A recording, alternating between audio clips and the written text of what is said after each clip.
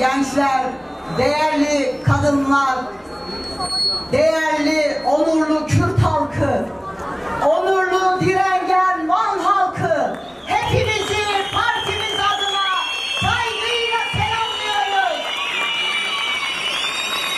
Bugün 3 gündür kışın soğuğuna rağmen burada göstermiş olduğunuz onurlu, haklı mücadeleniz önünde göstermiş olduğunuz direnişi tekrardan saygıyla selamlıyoruz.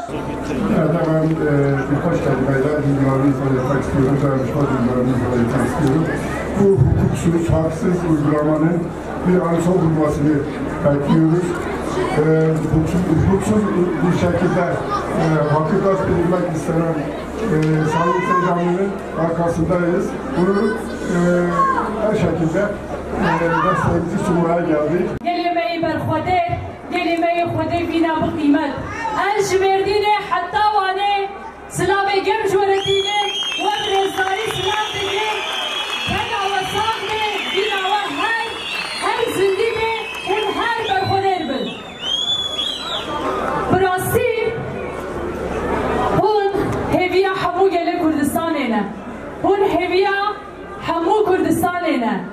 Ev çend rojan li ber vê sir û sermayê bi biryardayî hûn li vîna xwe xwedî derdikevin, hûn li keda xwe xwedî derdikevin, ji ber wê jî em keda we, em berxwedêriya we ji dil û can silav dikin.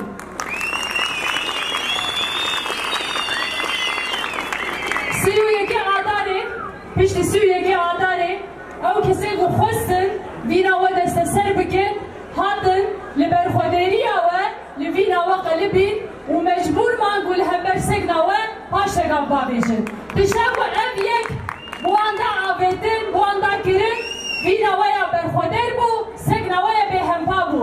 Ji ber vê jî em bu we serbilindin, her şaredarê we bu we serbilindin, hemû gelê Kurdistanê bu we û bi segna we serbilindin.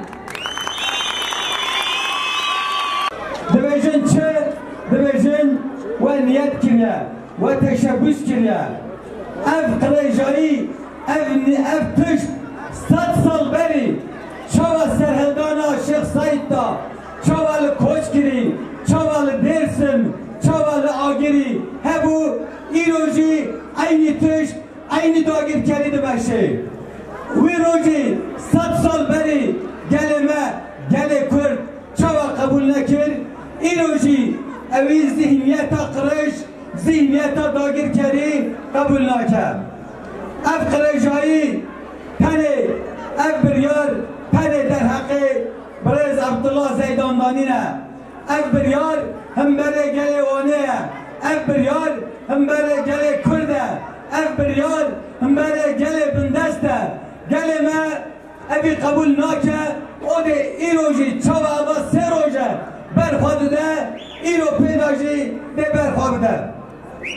Em jiha bengawaziya me eva ye. Em dibêjin Kurd îdî Kurdê 100 salê berê nîne. Kurd îro îdî rêxistiniye, îro îdî hişyar e, îro îdî polîtîk e. Evî zihniyeta qirêj îdî geleke sistem, dewlet tek derve jê berde. O bi rêyekî aşîtî, rêyekî hemtevbarî jiyan bi dest bixe. Hûn dizanin Birêz Abdullah Öcalan ji İmralî hestiya Beryame. Sevgili anneler, sevgili gençler, çevre illerden gelen değerli seçilmişlerimiz, belediye eş başkanlarımız ve 3 gündür burada gece gündüz -10 derece bizimle direnen değerli Van halkı, sizleri Iğdır halkının adına sizleri selamlıyorum. Iğdır halkı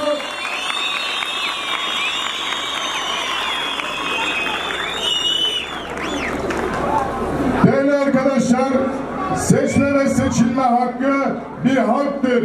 İnsan olmanın ölçütü bir ülkede, bu topraklarda hukukun en önemli ölçütü seçme ve seçilme hakkıdır. Bugün bu hakkımız elimizden alınıyor. Bugün bu hakkımıza ipotek konuyor, gasp ediliyor. Değerli arkadaşlar, irade gaspı sistematik sömürge hukukudur. İrade gaspı sistematik faşizm hukukudur. İrade gaspı Kürt halkının dilinin inkarıdır. İrade gaspı Kürt halkının kimliğinin inkarıdır. İrade gaspı Kürt halkının kültürünün inkarıdır. Ve bu inkara karşı direniş haktır, isyan haktır. İsyanınızı